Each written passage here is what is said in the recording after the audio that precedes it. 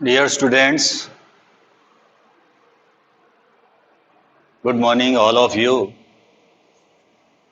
आज की जो हमारी क्लास है सोशल साइंस की पार्ट हिस्ट्री का जो टॉपिक चल रहा था हमारा वो जो टॉपिक है आज का हमारा the French revolution and the idea of the nation, ये हम देखते हैं।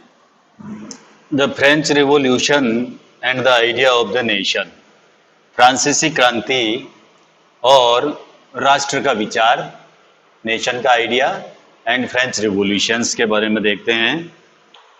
The first clear expression of nationalism came with the French revolution in 1789। Nationalism का जो फर्स्ट क्लियर एक्सप्रेशन था, जो स्पष्ट अभिव्यक्ति थी, वो 1789 में फ्रांसीसी क्रांति के साथ में शुरू हुई। France, as you would remember, जैसा कि आपको याद होगा, France was a full fledged territorial state in 1789 under the rule of an absolute monarch. Monarch कहते हैं हम राजशाही, निरंकुश राजा, तो उसको हम कहते हैं मोनार्च। तो 1789 में फ्रांस जो था वो एक ऐसा राज्य था जिसके संपूर्ण भूभाग के ऊपर मोनार्च का आधिपत्य था। The political and constitutional change that came in the wake of the French Revolution led to the transfer of sovereignty from the monarchy to a body of French citizens. फ्रांसीसी क्रांति से जो एक राजनीतिक और संवैधानिक बदलाव आए, उनसे प्रभु सत्ता राजतंत्र से निकलकर फ्रांसीसी नागरिकों के समूह में चली गई। जो सोवेंटी थी वो सोवेंटी मोनार्ची से निकलकर फ्रेंच सिटीजन्स के हाथ में आ गई। सोवेंटी कहते हैं प्रभु सत्ता, यानी power. The revolution proclaimed that it was the people who would henceforth constitute the nation and shape its destiny। क्रांति ने घोषणा की कि अब लोगों द्वारा नेशंस का गठन होगा और वो ही उसकी डेस्टिनी को शेप देंगे, उसकी नियति को वो तय करेंगे। ये जो है क्रांति ने घोषणा की। The revolution proclaim from the very beginning, प्रारंभ से ही the French revolutionaries introduced various measures and practices that could create a sense of collective identity amongst the French people।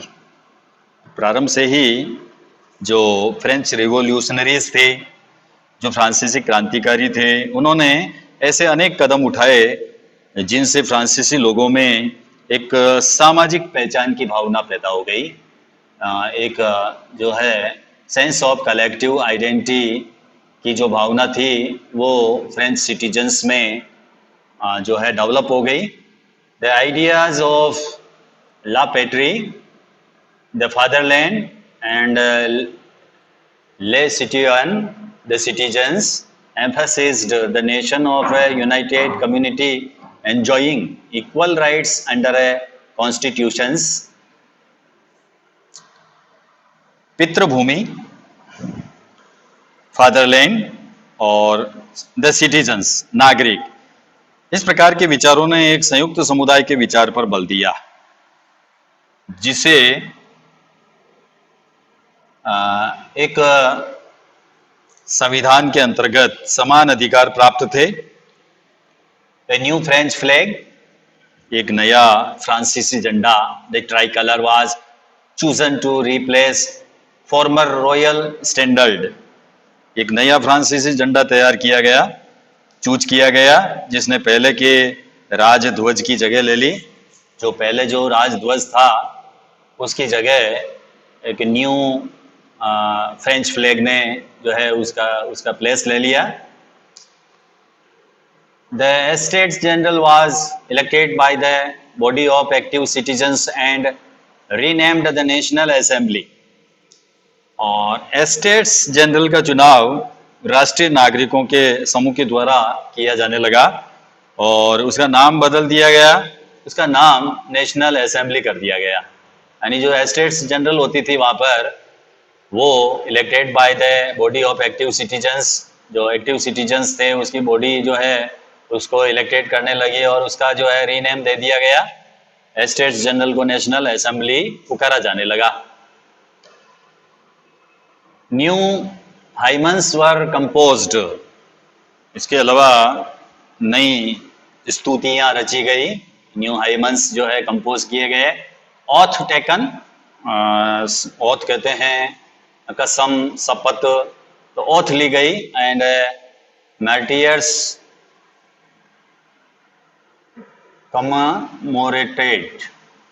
तो इस जो शहीद थे उनका भी गुणगान किया गया.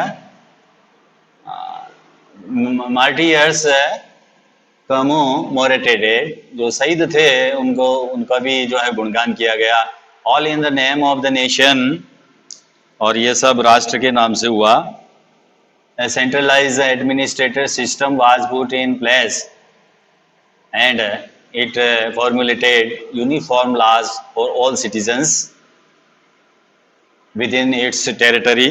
एक केंद्रीय प्रशासनिक व्यवस्था लागू की गई जिसमें अपने भूभाग में रहने वाले सभी नागरिकों के लिए जो है समान लॉ बनाए गए. जो यूनिफॉर्म लॉज थे उनको कंपोज किया गया, फॉर्मुलेटेड किया गया और एक सेंट्रलाइज एडमिनिस्ट्रेटिव सिस्टम्स तैयार किया गया. Internal customs duties and dues were abolished and a uniform system of weights and measures was adopted. इसके अलावा आंतरिक आयात निर्यात शुल्क समाप्त कर दिए गए.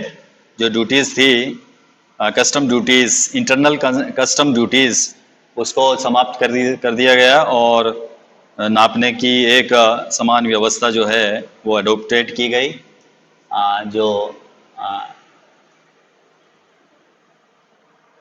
Internal custom duties and dues were abolished and a uniform system of weights and measures of the nation, weights and measures was adopted. तो यूनिफॉर्म सिस्टम जो था वेट का, मेजर्स का, वो अडोप्टेड किया गया. रीजनल डायलेक्ट्स वर डिस्करेज्ड. और इसके अलावा जो क्षेत्रीय बोलियां थी, रीजनल डायलेक्ट, उनको भी जो है इनकरेज किया गया, डिस्करेज किया गया, हतोत्साहित किया गया. एंड फ्रेंच, जो फ्रेंच भाषा थी, as it was spoken, French भाषा बोली जाने लगी. And written in Paris became the common language of the nation. और इसके अलावा पेरिस में फ्रेंच जैसी बोली और लिखी जाती थी वो राष्ट्र की एक कॉमन लैंग्वेज बन गई. एक साझा भाषा उसको बनाया गया, कॉमन लैंग्वेज बनाया गया नेशन के लिए. The revolutionaries further declared that it was the mission and the destiny of the French nation to liberate the people of Europe from despotism. In other words, to help other peoples of Europe to become nations.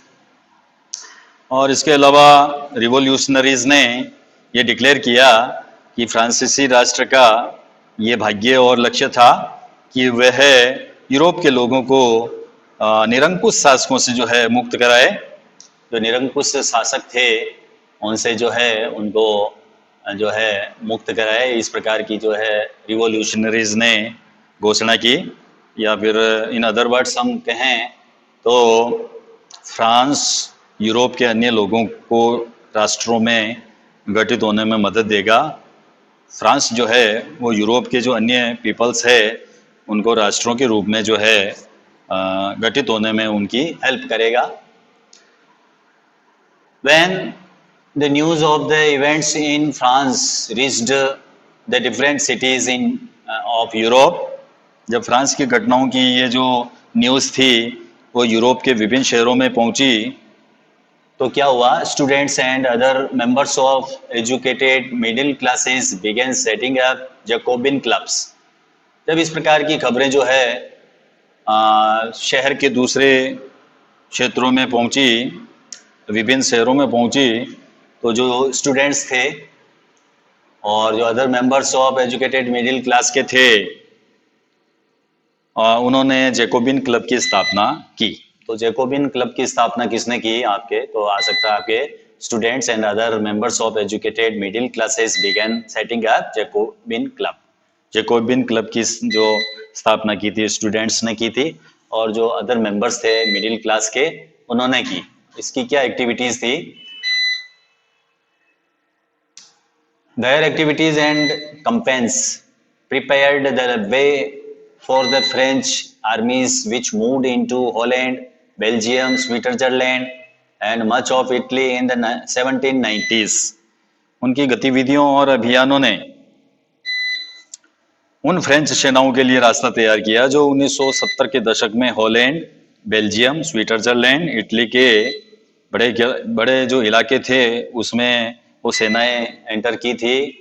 उसकी उन्होंने जो है उनके लिए रास्ता तैयार किया Jacobin club ने। With the outbreak of the revolutionary wars, क्रांतिकारी युद्धों के शुरू होने के साथ ही the French armies began to carry the idea of nationalism abroad। फ्रांसीसी सेनाएं राष्ट्रवाद के विचार को विदेशों में भी ले जाने लगी। Within the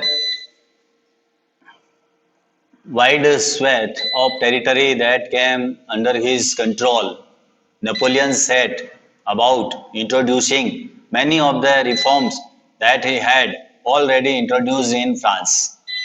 नेपोलियन के नियंत्रण में जो विशाल रीजन्स आया, वहाँ उसने ऐसे अनेक सुधारों की शुरुआत की जिन्हें फ्रांस में पहले ही जो है वो प्रारंभ किया जा चुका था। उन सुधारों को जो है नेपोलियन ने जो उसके अंडर में जो रीजन्स आए वहाँ पर इस प्रकार के सुधार उसने शुरू किए। Through a return to monarchy, Napoleon had no doubt destroyed democracy in France, but in the administrative field he had incorporated revolutionary principles in order to make the whole system more rational and efficient। France में राजतंत्र वापस लाकर Napoleon ने वहाँ प्रजातंत्र को नष्ट किया। Napoleon ने जो है किसको रिटर्न किया? मोनार्ची को रिटर्न किया। और किसको डिस्ट्रॉय किया? डेमोक्रेसी को। कहाँ पर? फ्रांस में। फ्रांस में नेपोलियन ने राजतंत्र को वापस लाकर वहाँ पर प्रजातंत्र को नष्ट किया, लेकिन but in the administrative fields he had incorporated revolutionary principles in order to make the whole system more rational and efficient। लेकिन प्रशासनिक क्षेत्र में उसने जो क्रांतिकारी सिद्धांत थे उनका समावेश भी किया ताकि पूरी व्यवस्था जो है वो कुशल बन सके, एफिशिएंट बन सके, रेशनल बन सके, तर्कसंगत बन सके। इसके लिए उसने प्रयास किया। द सिविल कोड ऑफ 1804, एक सिविल कोड भी उसने तैयार किया। नागरिक संहिता 1804 की नागरिक संहिता, द सिविल कोड ऑफ 1804, जो 1804 की जो सिविल कोड थी उसको उसने तैयार किया। एक नागरिक संहिता उसने बनाई जिसको usually known as the Napoleonic code कहते हैं। इसको नेपोलियन की संहिता के नाम से भी हम इसको जानते हैं। Did away with all privileges based on birth, established equality before the law and secured the right to prosperity।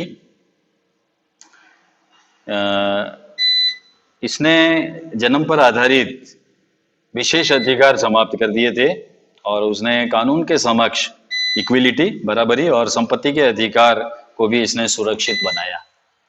Right to prosperity को इसने सुरक्षित किया, सिक्योर किया, और लॉ के बिफोर जो है इक्विलिटी को इसने जो है इस कानून में जगह दी।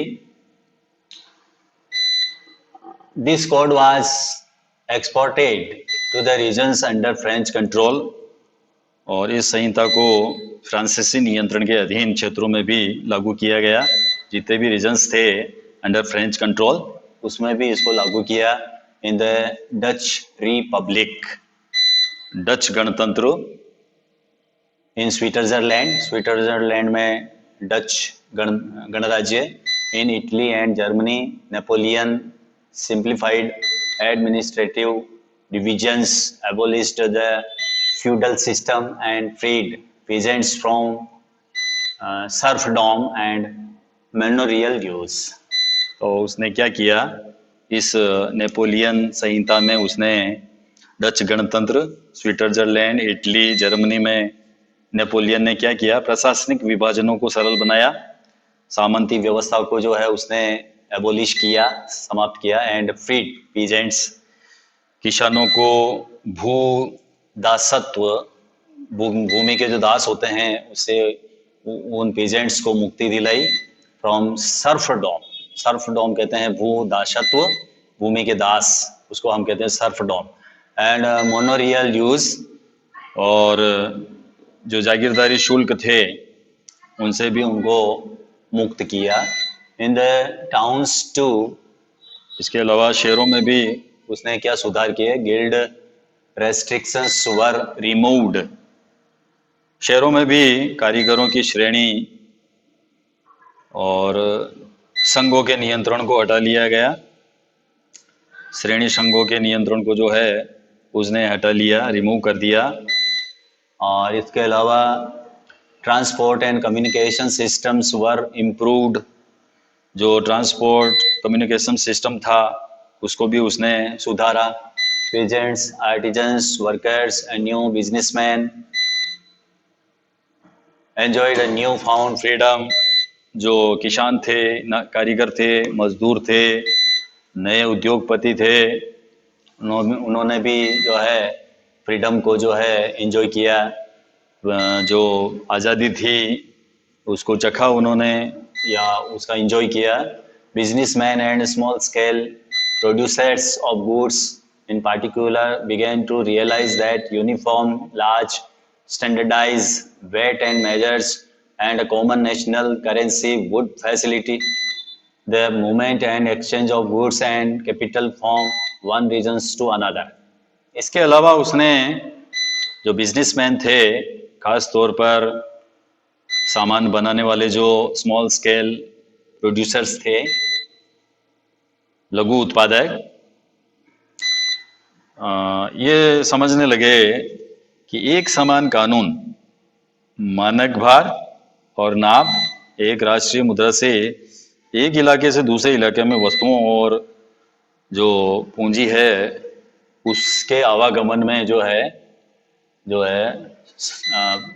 फैसिलिटी होगी। उन्होंने ये समझा, जो स्मॉल स्केल प्रोड्यूसर्स थे गुड्स के, उन्होंने जो है ये माना कि नेपोलियन ने जो कानून व्यवस्था बनाई है वो कानून व्यवस्था मानक भार और नाप, एक राष्ट्रीय मुद्रा से एक इलाके से दूसरे इलाके में वस्तुओं और पूंजी के आवागमन में इससे जो है फैसिलिटी प्राप्त होगी।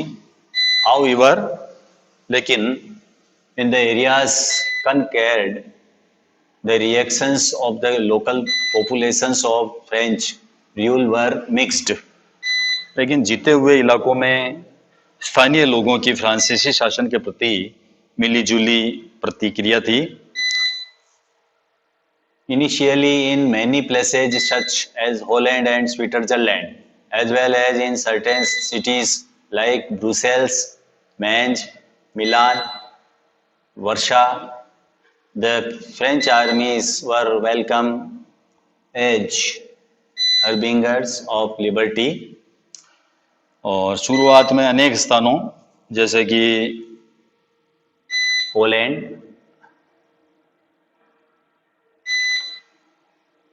ब्रुसेल्स, मेंज, मिलान और वारसा में फ्रांसीसी सेनाओं का स्वतंत्रता का तोहफा देने वालों की तरह जो है एक इनका स्वागत किया गया, वेलकम किया गया। But the initial enthusiasm soon turned to hostility। मगर ये शुरुआती उत्साह जो था ये दुश्मनी में बदल गया। किस में बदल गया?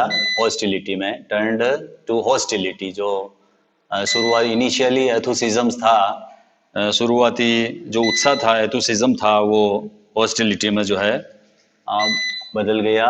एज इट बिकेम क्लियर, जब ये साफ होने लगा, क्लियर होने लगा, that the new administrative arrangements did not go hand in hand with political freedom.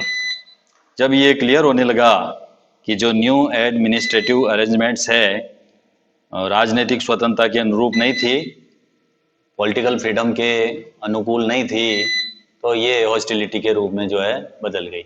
Increase taxation, बढ़े हुए कर,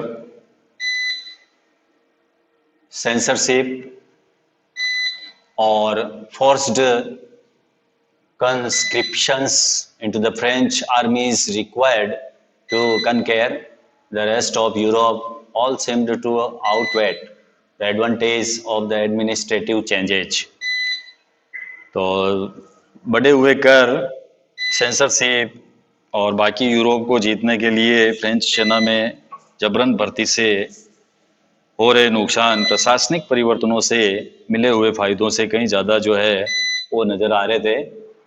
स्टूडेंट्स, आज की जो हमारी क्लास थी सोशल साइंस की, पार्ट हिस्ट्री की, उसमें हमारा जो टॉपिक था the French revolution and the idea of the nation, इसके बारे में हमने पढ़ा। नेक्स्ट हमारा जो टॉपिक होगा नेक्स्ट क्लास में वो होगा the making of nationalism in Europe. ये हम नेक्स्ट क्लास में देखेंगे। Thank you, have a nice day.